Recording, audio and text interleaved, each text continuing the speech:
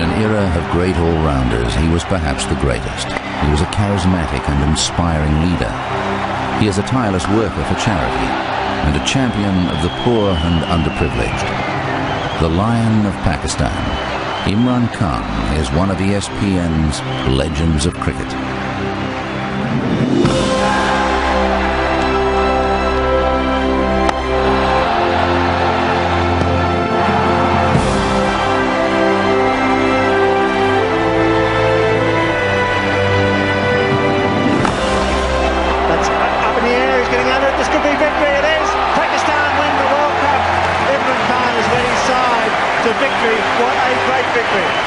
In the twilight of his career, Imran Khan led Pakistan to its greatest triumph, an improbable victory in the 1992 World Cup.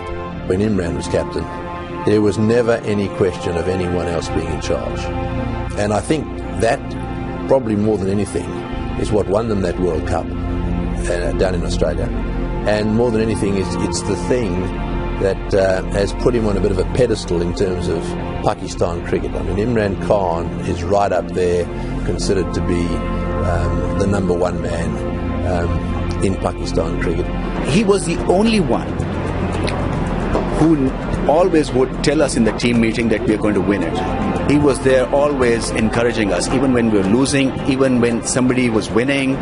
You know, to keep that spirit going through when you're losing is important. I think he led simply outstandingly well in that World Cup. He's bowling. He had a presence that managed to make Pakistan into world beaters, and that is the greatest thing that he ever achieved, was unity in the team that he captained.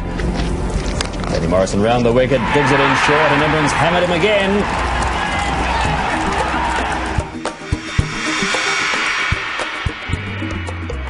As a bowler, Imran had genuine pace and could move the old and new ball in the air. Well, that's got to be close. He didn't offer a shot, and Barnes is out. Very highly talented, very skilled with the ball, and also very able with the bat. So a great all-rounder, one of the best of that time. And in Test cricket, he was a difficult opponent because he could bowl really quickly, very aggressively, and make some runs down the order as well. I thought he was an exceptional bowler. He was the first one who introduced reverse swing and genuine pace. If you had a pace meter on Imran Khan, he would have been up around about 87, 88 miles an hour, which for a fellow with an action of economy, it was quite good. It's gone. Very positive, very aggressive. He hated to lose against any side. He wanted his team to perform like him, to behave like him, and that was to believe in the ability and believe that they can win against any side. So he was really, really tough on himself and on his team, and that's why Pakistan team has performed so well under him. Imran was a stylish, hard-hitting batsman with a sound, orthodox technique. Oh, pulled it away, beautiful shot. Imran Khan, I think towards the end of his career, realized that his pace was going down as a bowler and he had to contribute more as a batsman. And towards the end of his career, he became, I think, one of the better batsmen in the world. Started batting at number 3, number 4.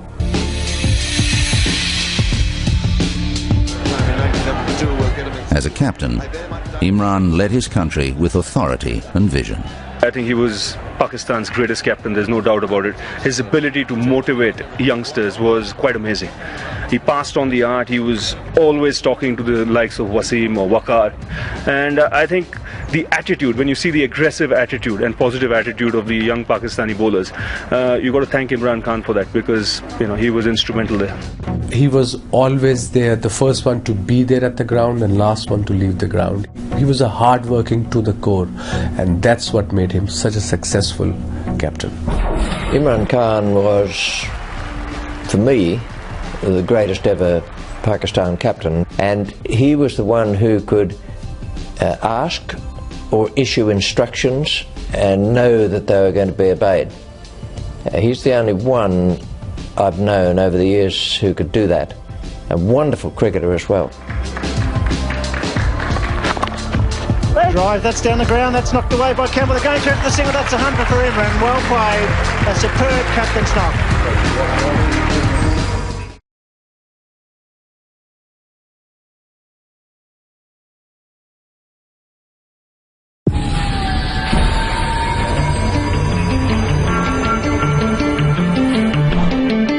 Imran Khan was first selected for Pakistan in 1971, aged 18. It would be another 5 years before he would establish himself at the highest level. He was probably picked before his time. I think he was picked purely on a great talent, but a very undisciplined talent, who, when he was first selected, was really feeling his way in first-class cricket, let alone being thrown into Test cricket. And some of his early performances, he came across as an undisciplined cricketer. And he really didn't solidify his place in the side until 1975, 1976. But in that meantime, from his Test debut in 71 through there, he had studied at Oxford University. And I think learnt much about life, much about himself, and much about cricket in that period. In 1976-77, Imran finally made an impact on Test cricket when he took 4 wickets in an innings and made a half-century against New Zealand. In Australia later that season, he took 5 wickets in the second innings of the second Test. A week later, he took 12 wickets in Sydney. Probably his first great performance was in Sydney in 76-7 when he took 12 wickets. And that was the series that he sort of became an established Test cricketer. And his game evolved from there. Imran Khan was a fantastic cricketer, so he could lead from the front. He would never ask people to go out there to do things he couldn't do, or to tell people things that were impossible, because he knew he could do it. That means others could do it. Bat, ball in the field, fantastic athlete. That series that he had against the West Indies was a tough series, because West Indies had an outstanding team. But because he believed, he made Pakistan believe. After taking 25 wickets against the West Indies in the Caribbean, Imran joined World Series cricket. In the company of the world's finest fast men, he honed his bowling skills even further. For a budding fast bowler to be in an environment that also featured opponents such as Lilly and the great West Indies fast bowlers Roberts, Holding, Garner. And he also had the good fortune, playing for the World 11 in World Series cricket, that he was playing with fast bowlers such as Mike Proctor. Well, I don't know whether I gave advice to Imran Khan or he gave me advice. It was really a matter of discussing the game of cricket. World Series cricket was a huge challenge. We were quite matey. We just discussed the pros and cons of being all-rounders. I think I must say whatever Pakistan cricket has done after Imran's retirement or Javed Miandad's retirement, those two main guys showed us that how to tackle the world, how to tackle the world cricket, and how to beat the world cricket. And after that, we won a lot of series against a lot of sides, even their home turfs. And I think that's the positive mark Imran left in me, in Makar Yunus, and in people like Umar Gul, people like Shoaib Akhtar, all these bowlers. And that's what we picked up from him. And I think we should thank Imran Khan to give us the good foundation how to be a great fast bowler. I would say that Imran was the one that I rated very highly. A penetrative new ball bowler. As a batsman, he could bat any sort of innings, where he could bat high in the order and play a very subdued sort of innings, or if necessary, take the attack to the bowler and change the course of the match. And of course, he fielded sort of okay, and he was a captain, and he was more consistent, I believe, than the rest of us. From 1979 to 1982, Imran was clearly Pakistan's chief strike bowler. Against Sri Lanka in 1982, he took 8 for 58 and 6 for 58. Still the best match statistics in Test history for a Pakistani bowler. In England in 1982, Imran Khan was a revelation. He'd been a compromise choice as Pakistani captain, but he immediately showed his leadership qualities. The Lion of Pakistan was born. What he was able to bring was to a very kind of flamboyant Pakistani team, probably real discipline and edge to them, but allowing them to express their natural talent. Probably, Pakistan have not had a captain like Imran, since he's finished. To be able to bring not a team of individuals, but all very different characters. And occasionally you could say that Pakistan were ill-disciplined, but he was able to bring all their talents to the table and to get them to produce. Pakistan, I think, have produced a lot of great cricketers, but they have never really produced too many great teams because of leadership. And I think Imran Khan, the leadership that he brought to that Pakistan team, made him, in my opinion, the greatest captain Pakistan perhaps ever had, but certainly the best one I ever saw. After losing the England series narrowly, Pakistan went on to beat Australia and England at home. In these two series, totalling 9 test matches, Imran took an amazing 53 wickets. During the 1982-83 series against India, Imran took 40 wickets in the series, despite struggling with what was thought to be deep-seated bruising to a shin. It was later confirmed that he had a severe stress fracture. He would not bowl another ball in Test cricket for 3 years. He didn't play at his peak when he was 30, 31 years old, when bowlers touches their peak of fast bowling. When you get to know as a bowler about reverse swing, when you know as a bowler how to bowl the new ball, Imran didn't play for 2 years because of his shin injury. So I think he got 366 wickets. He would have been easily gone past 450, I reckon, if he would have played those 2 years. But definitely one of the fastest bowlers in that particular era, that's for sure, and dangerous. Season 1984-85 was a highly significant one for Imran. His mother became ill with cancer, and he took his first tentative steps back onto the cricket field. When Imran came back into the side, and once he had his confidence in his leg, he was as influential and important a cricketer as he had been before the injury. And through 1985 to 1987, Imran was once again probably the greatest all-rounder in the game at the time. Imran played a key role in New South Wales' 1984-85 Sheffield Shield victory, performed well in the ensuing World Championship of Cricket, then produced a superb spell of 6 for 14 from 10 overs against India in a one-day tournament in Sharjah. In 1986-87, Imran, restored to the captaincy, led Pakistan to its first ever Test series win against India in India. He made 135 not out in the first Test, but he decided that 1987 would be his last year in international cricket. The India-Pakistan rivalry has been often compared to the Ashes, but the cricket hasn't been like the Ashes, because the cost of defeat has always been greater than the rewards of victory. If you lost a series, you almost always got sacked as captain, and the players' careers finished if you did badly in an India-Pakistan series. In 1987 at the Oval, Imran led Pakistan to an unassailable lead in the Test series against England. In the last match, he ensured the series victory, the first for Pakistan and England, with an imperious 118. 100 in what he says will be his last Test match.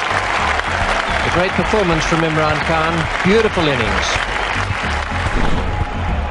Following his personal triumph against England, Imran led Pakistan in the 1987 World Cup. But the unfancied Australians upset the Pakistanis in a semi-final and went on to win the series. Imran's career was over, or so he thought. Javed Miandad led Pakistan to a home series win over England in 1987-88. But it seemed the whole country wanted Imran Khan to return. Javed resigned the captaincy, and Imran made his comeback for an outstanding 3-Test series against the West Indies. Imran was persuaded, as he says, against his better judgment, to come back and play in that series. And the series turned out to be one of the finest series of the 1980s, which Pakistan, for a fair part of it, looked as though they would prevail, but in the end, the series ended with a 1-1 draw. We were the only team at the time who always came close to the West Indies to beating them, but never could. And I think we really played amazing cricket there. The first Test we won, the second Test match we draw, and the third Test match we lost. So it was a very close series, and West Indies in 86, 88 was one of the best sides in the world. It was very difficult for any team to even come closer to West Indies, and the Pakistan team did under Imran. I think Imran Khan gave a calmness and a direction to a cricket team. Then they were one team that actually matched the West Indies home and away for test matches when he was in charge of Pakistan. Imran ended his test career with a win over Sri Lanka, and then led Pakistan to victory in the 1992 World Cup. He's beaten the mid-off fielder for 4 more. Good shot. That's his 50. 88 balls for his 50. Throughout 92, you could see the force of Imran's personality really carrying Pakistan. They had a lot of good players, but they lost 3 out of the 5 matches, and you know, one more loss, they were out of the tournament. And I guess something snapped and something happened, and then the team turned around, and Imran started batting at number 3, scored runs there, and somehow he, you know, got the best out of all his teammates. Imran Khan in particular was a very mentally strong man again, and a great leader. When Imran Khan took 10 others with him out onto the field, the 10 others that went out there with him, believed in the team that he was leading, and believed that Pakistan could achieve anything. That is the greatest thing about Imran Khan. Imran Khan has led his side to victory. What a great victory.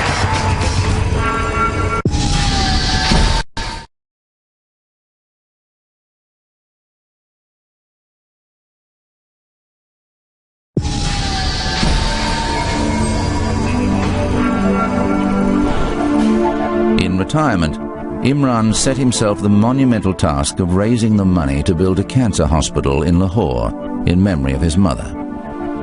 As he fought to raise funds for the hospital, Imran became a focus, a champion for Pakistan's underprivileged. By 1997, he was campaigning for political office. Every cricketer wants him to succeed. Most of the Pakistanis do want him to succeed, but it's a different ball game, politics. You know, he sounds very positive, and I hope that you know, he in a political setup can make a contribution as he did in cricket. Not many people managed to become more famous after being cricketers than they were as cricketers, but Imran has managed that. He's become a strident politician in Pakistan. He was one of the most fervent opposers of the Musharraf regime, and his movement for democratic change has never quite taken off politically, but he has put him in the spotlight. Basically, he's possibly the global spokesman for Pakistan politics these days. He of course married a socialite, Jemima Khan, Jemima Goldsmith as was, and so for a time he was very much on the social whirl in London and everywhere else that social whirls occur, and he was and also charity-wise, he established a cancer hospital in memory of his mother who died of cancer, generating huge funds. I think right now Imran has been doing amazingly well in charity with his hospital, SKMT, Shaukat Khan Memorial Trust, where poor people get free treatment, cancer treatment, which is very expensive, and for that he has to raise money all year round, every year round, about $40 to $50 million, I reckon, if I'm not mistaken. And as far as in politics, I think people are taking him seriously now. He speaks from the heart, and one quality I know Imran, and I can vouch for him, that he's a very honest person, and I think honesty is a big requirement in our politics back home.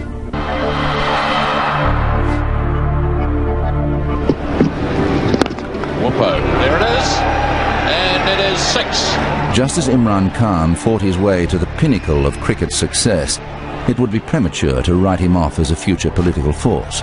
For the present, though, he leaves behind the record of an astonishing all-round cricketer and a leader of rare quality. Imran was definitely happier being a leader. I mean, he knew his own mind and spoke it very articulately. And I mean, it's not impossible to imagine him becoming Prime Minister of Pakistan, which he seems to aspire to. So you know, he was a genuine leader.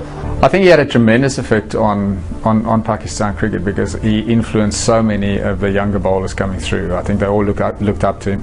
They all respected him. It's actually a pity in a way that he's not more involved there, or hasn't been more involved from a cricketing point of view throughout time since he's retired. Clearly he's had other ambitions and he's gone into a totally different field of life and walk of life. He was, I thought, quite outstanding for Pakistan cricket, and not all that's happened since he's gone has been of the same quality. Imran Khan played in 88 test matches. He made 3,807 runs at an average of 37.69. He made 6 centuries. He took 362 test match wickets at an average of 22.81. In 175 one-day internationals, he made 3,709 runs at 33.41 and took 182 wickets. You are rated Imran one of the finest all-round cricketers that I've ever seen, and he was a great captain, tremendous captain. And I mean, the players respected him. He held them together. He held the Pakistan team together. He's been a colossal figure off the pitch as well, which is, given how colossal he was on the pitch, is a remarkable achievement. I got to play Imran in my first series, and he was a great inspiration just by looking at him, the way he conducted himself, and so disciplined he was. It's a sign of a great sportsman. Imran found the right guys, gave them freedom, and told them that, you know, you just go and play, and I'm there to look after everything else. And people looked up to him. You know, if you, I was speaking to Ramesh Raja a couple of months earlier, and he said he was describing Imran Khan as a leader, and he said that, you know, when he was in the dressing room, we were in awe of him. People called him a bit of a dictator, but it was kind of leadership that Pakistan needed at that point. And yeah, without him, Pakistan couldn't have won the World Cup. Pakistan wouldn't have been the team that they were for those 3 or 4 years. His bowling statistics place him amongst the finest of all time, and he could have secured a place in most test teams as a specialist batsman. But it is his exceptional leadership qualities that elevates him beyond even the greatest of his peers. Imran Khan's all-round ability, force of character and integrity have earned him a place of honour amongst ESPN's legends of cricket.